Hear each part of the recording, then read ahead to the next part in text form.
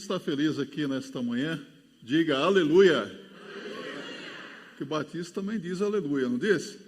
Diz amém, diz aleluia. Eu quero convidar você a se colocar em pé, com a sua Bíblia aberta, na primeira epístola do apóstolo Pedro, capítulo 1, versos de 1 a 9. Esta semana, pensando, refletindo sobre as aflições desta vida, as provas que vêm, não é? Eu precisei de um pouco de alento, de ânimo, de encorajamento, e a melhor maneira de fazer isso é lendo a Bíblia, não é? Porque às vezes nós ficamos entristecidos com situações adversas, com coisas que nós ouvimos, nós somos bombardeados todos os dias com notícias ruins, não é? Ouvimos, vemos coisas que causam tristeza no nosso coração. Mas a palavra de Deus é bálsamo, a palavra de Deus nos anima, nos encoraja. E eu gostaria que nesta manhã a palavra de Deus encontre lugar no seu coração. Que o Espírito Santo de Deus fortaleça a sua vida de tal maneira que ao sair daqui, no dia de hoje, você saia daqui alegre pela esperança que temos em Cristo Jesus. Amém? 1 de Pedro, capítulo 1, versos de 1 a 9. Pedro, apóstolo de Jesus Cristo, aos estrangeiros dispersos no Ponto, Galácia, Capadócia, Ásia e Bitínia, eleitos segundo a presciência de Deus Pai, em santificação do Espírito, para a obediência e aspersão do sangue de Jesus Cristo. Graça e paz vos sejam multiplicadas. Bendito seja o Deus e Pai de nosso Senhor Jesus Cristo, que, segundo a sua grande misericórdia, nos gerou de novo para uma viva esperança, pela ressurreição de Jesus Cristo dentre os mortos, para uma herança incorruptível, incontaminável e que não se pode murchar, guardada nos céus para vós, que mediante a fé estáis guardados da virtude de Deus para a salvação, já prestes para se revelar no último tempo, em que vós grandemente vos alegrais, ainda que agora importa, sendo necessário que estejais por um pouco contristados com várias tentações, para que a prova da vossa fé, muito mais preciosa do que o ouro que perece e é provado pelo fogo, se ache em louvor e honra e glória na revelação de Jesus Cristo, ao qual, não o havendo visto, amais, no qual, não o vendo agora, mas crendo, vos alegrais com um gozo inefável e glorioso, alcançando o fim da vossa fé, a salvação das vossa alma, tesouros, aflições e provas. Que Deus fale conosco, pode se assentar. O cristão é diferente. Sim, o cristão é diferente da maioria das pessoas do mundo. É bem provável que em um dado momento, alguém olhando para você, disse, você é diferente. Por que você é assim tão diferente? Já aconteceu isso com você alguma vez? E as pessoas muitas vezes não conseguem entender o que acontece na nossa vida. Por que somos o que somos? E por que nós reagimos de forma diferente em determinadas situações, quando algumas pessoas têm uma reação tão negativa, o crente age de forma diferente. Sabe por que o cristão é diferente? Porque nós estávamos andando em direção à perdição e fomos encontrados por Jesus Cristo. Fomos salvos. Estávamos indo para o inferno, mas hoje estamos destinados ao céu. Somos cidadãos do reino de Deus neste mundo. O apóstolo Paulo, ele declara em Filipenses capítulo 3, no verso 20, que a nossa cidade está no céu, de onde aguardamos o nosso Senhor Jesus Cristo, o nosso Salvador, o Senhor Jesus Cristo. O cristão, ele reage de forma diferente, sim. E por quê? Porque nós encontramos uma nova razão de viver. Nós encontramos respostas para perguntas que fazíamos. Nós estávamos vivendo em uma situação de miséria, espiritualmente, mas uma porta se abriu e nós saímos da situação que nos encontrávamos. Nós estávamos vivendo numa situação muito triste, sem esperança, mas abriu-se uma porta que nos trouxe solução, vida abundante, eterna e feliz com o Senhor. Aprendemos na Bíblia e na experiência diária que as aflições, as provas, produzem paciência e esperança. É comum ouvirmos alguém dizer: ó Deus, dá-me paciência. Você já orou assim, não é? E quando nós oramos assim, nós estamos pedindo para Deus aflições. Nós estamos dizendo: Senhor, prova a minha fé. Porque quando a nossa fé é provada, como cantamos toda vez que a minha fé é provada, a nossa paciência é aumentada e nós ganhamos esperança. Recebemos esperança. No nosso texto lido, aprendemos por que o cristão é diferente e reage de forma diferente também. O cristão é diferente porque ele sabe que os seus tesouros são eternos. Repita comigo: os nossos tesouros são eternos. Sim, os nossos tesouros não são perecíveis, eles são eternos. A Bíblia fala de galardões, de recompensas que Deus tem preparado para aqueles que o amam. Pedro diz no verso 1 e 2, Pedro, apóstolo de Jesus Cristo, aos estrangeiros dispersos no Ponto, Galácia, Capadócia, Ásia e Bitínia, eleitos segundo a presciência de Deus Pai, em santificação do Espírito, para a obediência e aspersão do sangue de Jesus Cristo. Graça e paz vos sejam multiplicadas. O apóstolo Pedro está escrevendo esta carta. Já escreveu alguma carta alguma vez? Hoje você escreve e-mails, não é? Se fosse hoje, Pedro escreveria um e-mail para esses cristãos que estavam dispersos, ou mandaria um WhatsApp, não é? Ele manda então um recado para esses irmãos que estavam dispersos por todo o Império Romano, que estavam em aflições, em provações, por causa da fé que eles tinham no Senhor Jesus Cristo. Estavam passando por essas aflições. E o apóstolo Pedro então procura animá-los, encorajá-los, para que permaneçam firmes na fé, a despeito das coisas que estavam acontecendo. Firmeza na fé em Cristo, já que eles têm alcançado a eterna salvação, que é obra exclusiva e perfeita da Trindade. De quem? Da Trindade. A doutrina da Trindade é uma das mais difíceis de a mente humana entender, mas é um ensino bíblico, e devemos então aceitar como revelação de Deus para a nossa vida. A salvação do pecador é obra da Trindade. O que é a Trindade? 3 deuses? Não. A Bíblia não ensina a existência de 3 deuses. A Bíblia ensina que existe um único e verdadeiro Deus. Mas esse Deus, ele se apresenta em 3 pessoas distintas, com a mesma essência, com os mesmos atributos, e cada uma dessas pessoas distintas tem uma função na salvação do pecador perdido. Então a Trindade divina age poderosamente para efetuar a salvação de nossas almas. E você sabe de uma coisa? O apóstolo Pedro continua nesse versículo bíblico aqui, fazendo uma saudação, mas é uma saudação abençoadora. Ele diz: graça e paz vos sejam multiplicadas. Ora, graça nós sabemos muito bem o que é, não é verdade? Favor imerecido de Deus.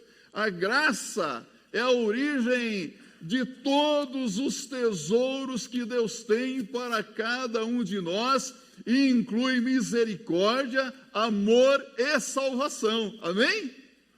Olha que coisa maravilhosa aqui.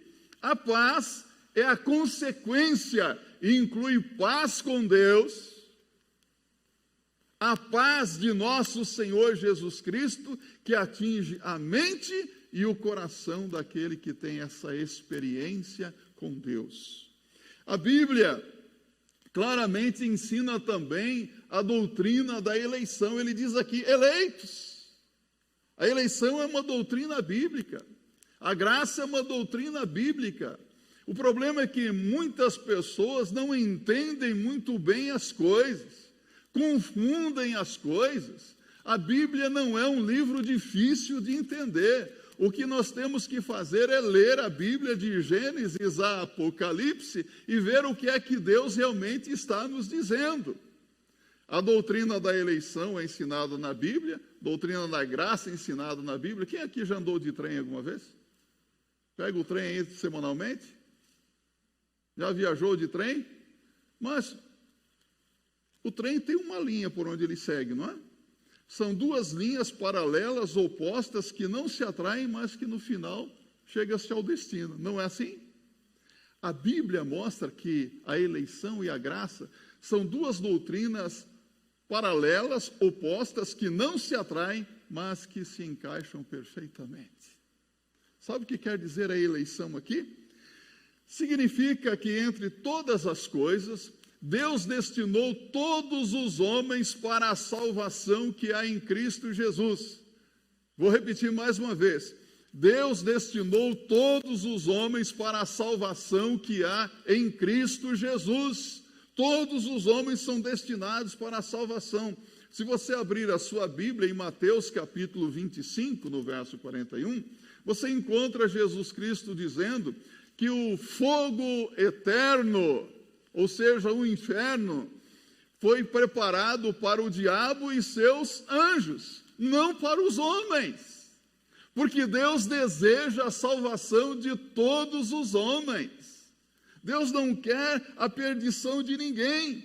Então isso nos mostra que Deus deseja que todos os homens sejam salvos e Deus prepara a sua salvação para que cada um seja salvo. Só que tem uma coisa: a responsabilidade é de cada um.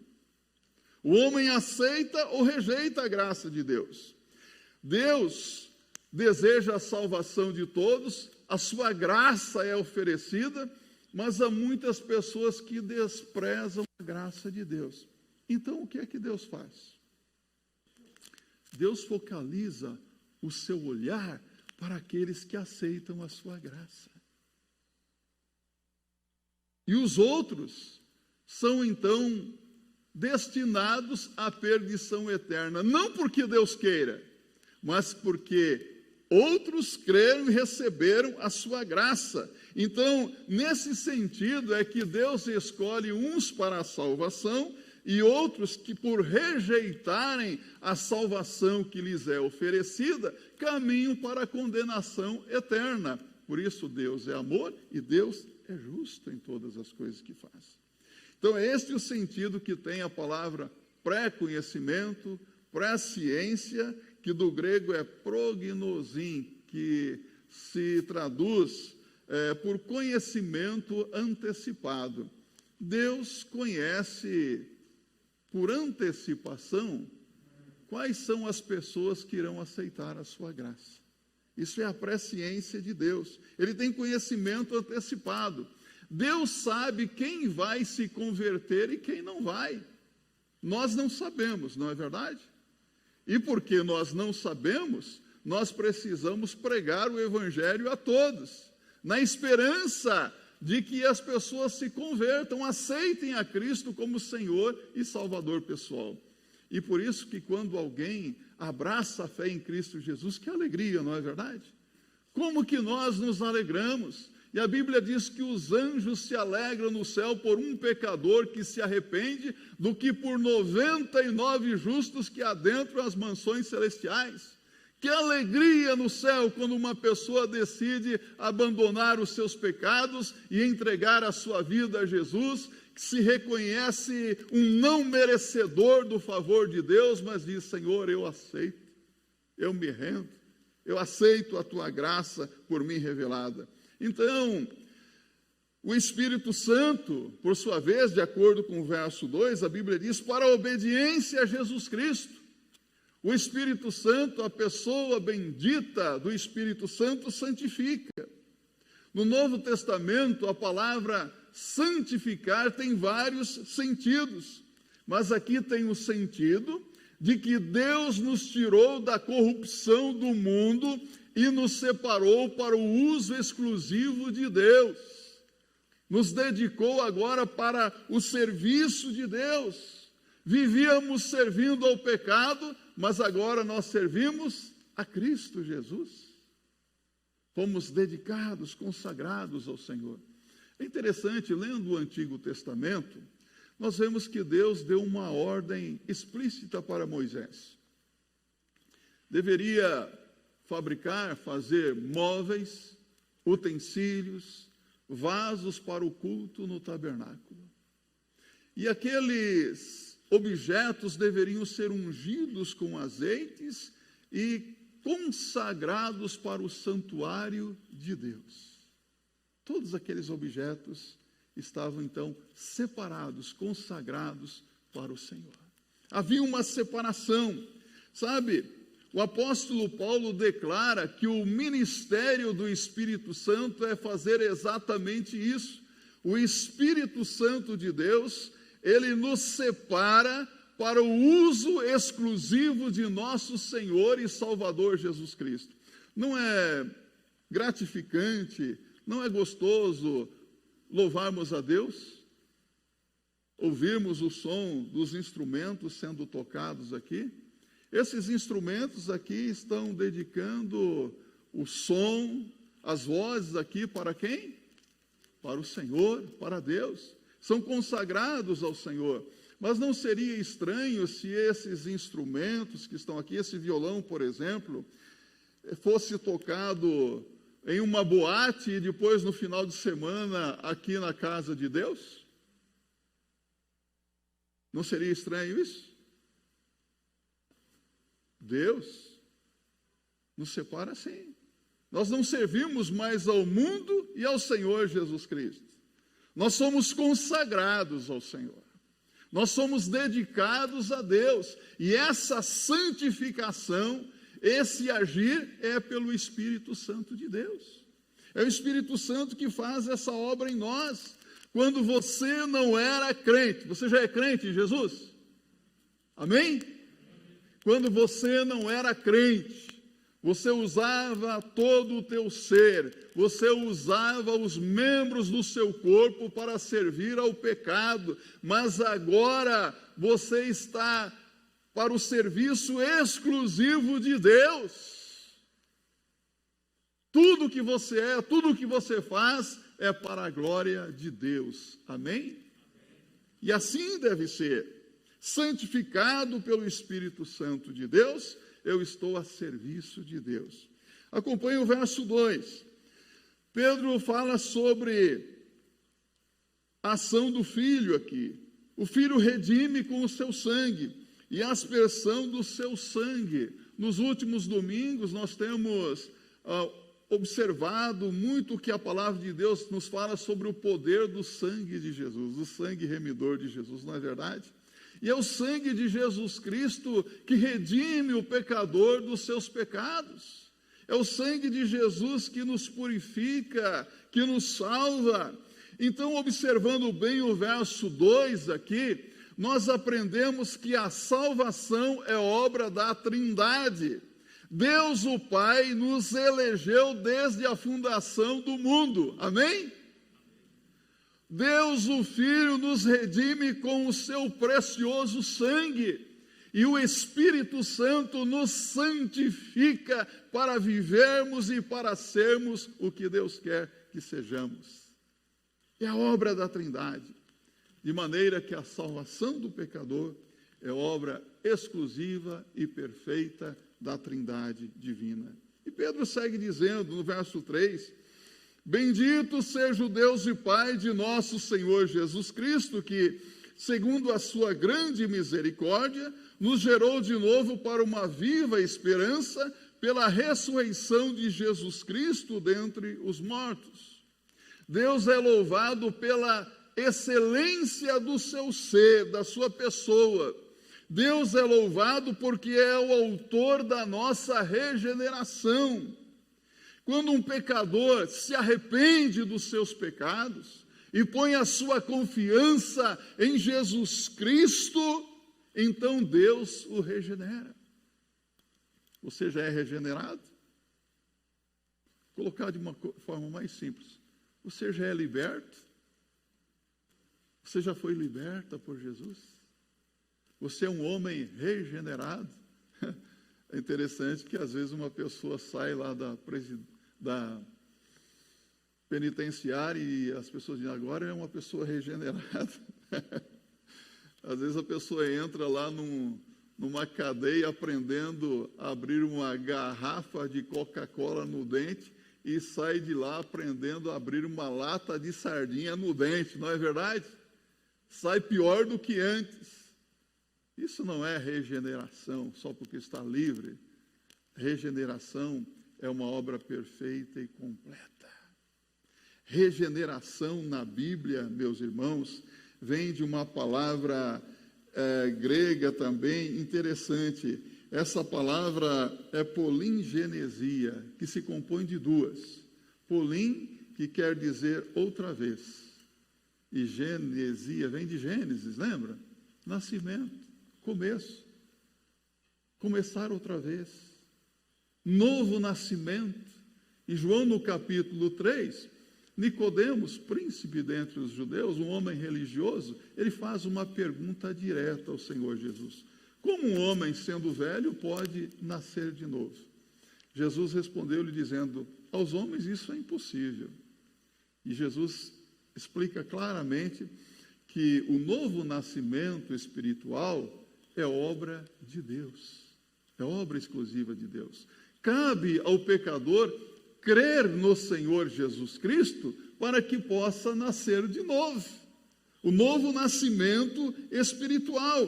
Sem a regeneração, o homem pode ser tudo o que ele quiser. E há pessoas que são tudo hoje, não é?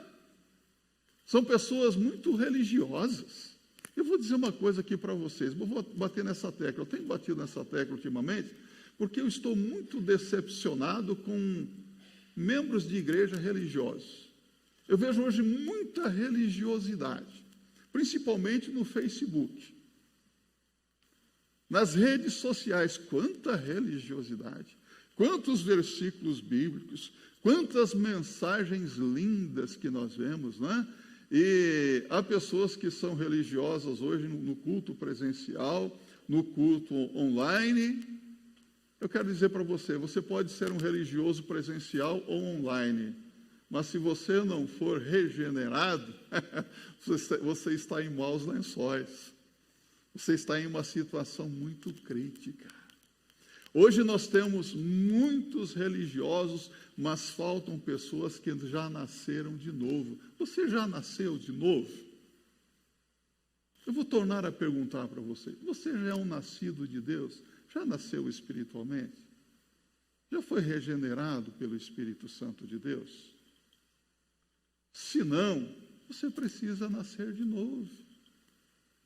Nascer do Espírito Santo de Deus. Porque hoje nós temos aí muitas seitas, muitas religiões, muitas denominações. Por exemplo, só no meio batista, você sabe quantas denominações batistas nós temos? Mais de 40, quase 50 denominações batistas. Outras denominações pentecostais aí são centenas de denominações. Centenas e centenas de denominações. E às vezes o indivíduo acha que porque faz parte de uma denominação, faz parte de uma seita ou de uma determinada igreja, que está tudo resolvido na sua vida. Eu quero deixar bem claro aqui para você. Não se contente em saber que o seu nome está no rol de membros de uma determinada igreja ou desta igreja. Você precisa se certificar se o seu nome está arrolado nos céus. Se o seu nome está ou não escrito no livro da vida. se você já é um homem nascido de novo. Lembro-me do Dr. Russell Shedd, que certa vez, falando a um grupo de pastores, do qual eu estava presente, ele dizia: eu fui missionário na Bolívia, no Brasil, os meus pais foram missionários também na Bolívia, e muitas pessoas eu via ali, tão envolvidas na obra de Deus, mas a minha maior tristeza seria chegar no céu e saber que aquelas pessoas que participaram do meu ministério e até contribuíram com as suas ofertas, com os seus dízimos, não estarão lá no céu um dia, porque nunca foram crentes verdadeiramente em Cristo Jesus. E aqui eu quero fazer minhas as palavras do Russell Shedd. Seria uma tremenda decepção para mim saber que pessoas que participaram do ministério desta igreja, ou de outras igrejas também, quando eu chegar lá no céu, eu não as encontre. Já nasceu de novo? Já é regenerado por Deus? Sabe, há pessoas que hoje estão mais interessados nos tesouros da terra do que nos tesouros dos céus, não é? Você vê quanta coisa boa Deus tem para nós? Quantos tesouros? Você vê claramente evangélicos atrás de tesouros, de bênçãos. A Bíblia diz: contentai-vos com o que tendes. Repita comigo: contentai-vos com o que tendes. Não precisamos ter muita coisa, mas você vê, muitos evangélicos hoje estão querendo comprar coisas. Aí chega lá na determinada igreja, eu não vou dizer que é universal, ou que é mundial, ou que é internacional, ou que é pentecostal, ou que é de teologia da prosperidade. Não vou dizer. Eu só vou dizer que muitas pessoas procuram ir determinadas igrejas e pagam para receber uma rosa ungida. Lembro-me de uma irmã que era membro da igreja, está na glória, a Marisa. A Marisa já estava aí, vamos colocar aí nos quase seus 50 anos, e queria casar. E ela ouviu falar da fogueira da rosa ungida, alguma coisa assim. E ela foi lá na igreja e ela pagou duzentão e recebeu uma rosa ungida. Ô, pastor, essa rosa ungida não funcionou, não. Não apareceu nenhum Isaac na minha vida. Eu falei: mas você ganhou uma rosa. As pessoas pagam, recebem rosa ungida, recebem garrafinha com água do Rio Jordão, recebem sal do Mar Morto, azeite ungido, é isso mesmo, e tantas outras coisas. Agora, tem aquele que compra lenço ungido com o suor do apóstolo. Eu fui numa UTI fazer uma visita para uma pessoa, a pessoa estava mal e tinha um lenço aqui na cabeça dela, e eu falei: olha, não é melhor tirar esse negócio aí da cabeça? Não, porque é um lenço ungido com o suor do apóstolo. Eu falei: isso é anti-higiênico, é o suor. Vamos orar a Deus? Vamos orar a Deus, e Deus vai fazer uma obra. E saiu lá, e graças a Deus tirou aquela porcaria da testa. Desculpe a franqueza, meus irmãos, mas não é isso que tem acontecido? O povo é muito crédulo, sim, mas você não precisa ser crédulo, você tem que ser crente. Compreende o que estou falando para você? Sem esses engodos, sem essas enganações, você é inteligente, você foi feito à imagem e semelhança de Deus, você tem inteligência, você tem capacidade, e Deus te dá discernimento, Ele te dá sabedoria. Entenda essas coisas. A Bíblia diz que fomos abençoados com toda a sorte de bênçãos espirituais nos lugares celestiais em Cristo Jesus. Está em Efésios capítulo 1, verso 3. Vamos dizer: com toda a sorte de bênçãos. Repita comigo: com toda a sorte de bênçãos, no momento da sua conversão. Às vezes eu me deparo com alguns membros da igreja e falo assim: ô abençoado. É verdade, eu sou abençoado. Tenho tantas lutas, tantos problemas. E quando eu olho para você e falo, abençoado, você é crente, já foi abençoado com as bênçãos de Deus. Então o cristão é diferente mesmo. O cristão reage de forma diferente porque suas aflições são temporais. O verso 6 diz, em que vós grandemente vos alegrais, ainda que importa, sendo necessário, que estejais por um pouco contristados com várias tentações. Temos realmente situações que nos entristecem. Você recebe a comunicação de que você foi demitido, você vai se alegrar?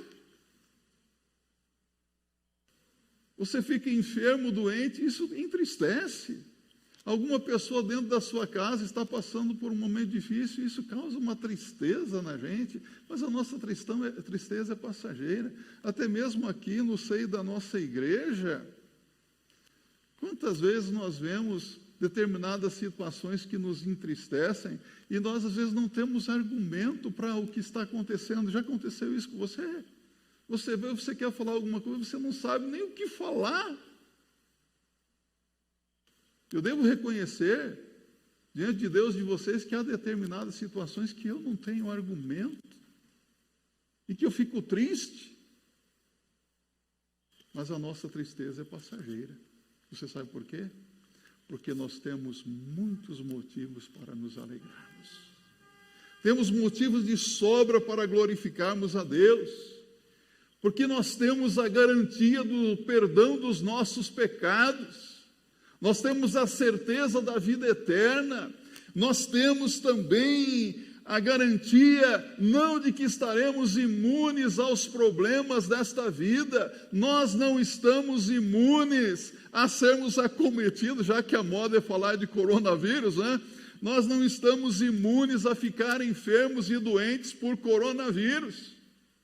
Mas temos a certeza da presença do Senhor ao nosso lado.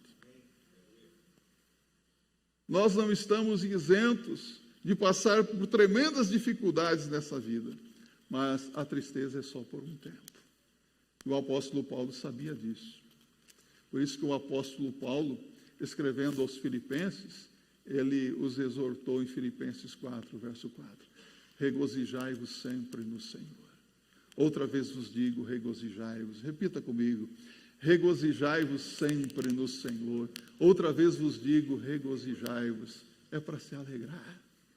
É para se alegrar, diz a Bíblia. Porque Apocalipse 21, 4 diz que ao final, Deus limpará dos nossos olhos toda a lágrima. Deus vai tirar tudo isso. Então, a melhor maneira de nós desfrutarmos da esperança é através da provação, da aflição. Finalmente, o cristão é diferente, sim, porque as suas provações cumprem um propósito. Verso 7, verso 9. Interessante que Pedro usa o termo provações no lugar de tribulações. Paulo fala sempre de tribulações, né? Mas Pedro usa aqui provações, ou perseguições, pois ele trata dos problemas gerais que nós enfrentamos na vida. As provações são variadas, as provações são passageiras, as provações são necessárias. As provações nos entristecem, porém, nós temos a alegria de que nem as provações podem tirar de nós. Sabe por quê? Porque é uma confirmação de que nós somos crentes em Cristo Jesus. Olha aqui para mim. Se você não tem passado por aflições, por provações na sua vida, não está havendo uma confirmação de que você é crente em Cristo Jesus. Porque o crente passa por aflições. Passa por provas e provas difíceis. E às vezes nós achamos que não vamos passar na prova. Ah, meu Deus, não vai dar não. Não vou aguentar mais essa não. Mas ele diz no verso 7, para que a prova da vossa fé, muito mais preciosa do que o ouro que perece e é provado pelo fogo, se acha em louvor e honra e glória na revelação de Jesus Cristo.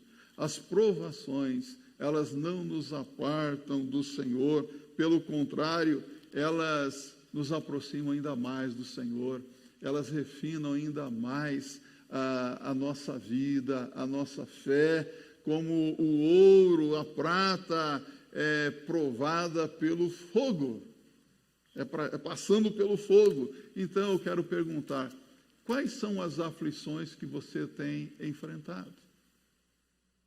Quais são as provações na sua vida hoje? A despeito das aflições, das provações, amamos o Senhor Jesus Cristo, mesmo não o tendo visto. É o que ele diz aqui. Ao qual não o havendo visto, amais, no qual não o vendo agora, mas crendo, vos alegrais com gozo inefável e glorioso. E ainda mais, a nossa salvação está garantida. Verso 9, alcançando o fim da vossa fé, a salvação da vossa alma. Alcançando ao fim da vossa fé, a salvação da vossa alma.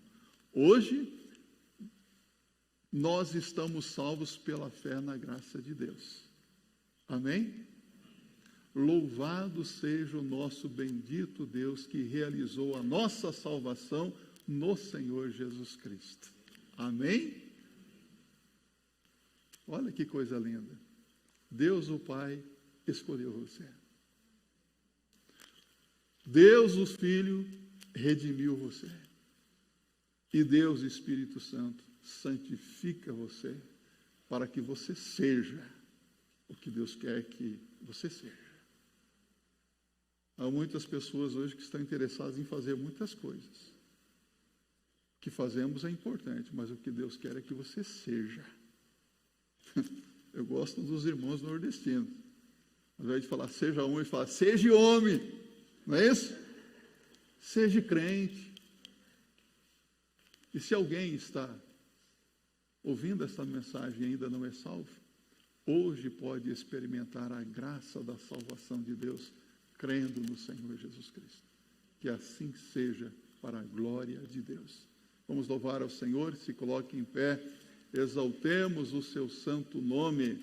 Eu quero convidar você a cantar e cantar com alegria na presença de Deus. E se há alguma tristeza no seu coração, por estar passando por alguma aflição ou tribulação, eu quero desafiar você a deixar isso tudo diante de Deus nesta manhã. E sair daqui alegre pela certeza da presença do Senhor, do cuidado de Deus na sua vida. Sabe, Deus, Ele nos protege. Sabe por que Ele nos protege? Para nós permanecermos cheios de esperança, para recebermos a nossa herança. Pedro chama esperança de herança. Você já notou na Bíblia? Sabe o que é herança? Tesouro, recompensa. Deus tem um tesouro maravilhoso preparado para você. Então se alegre na presença de Deus, hoje e sempre. Louvemos ao nosso Deus.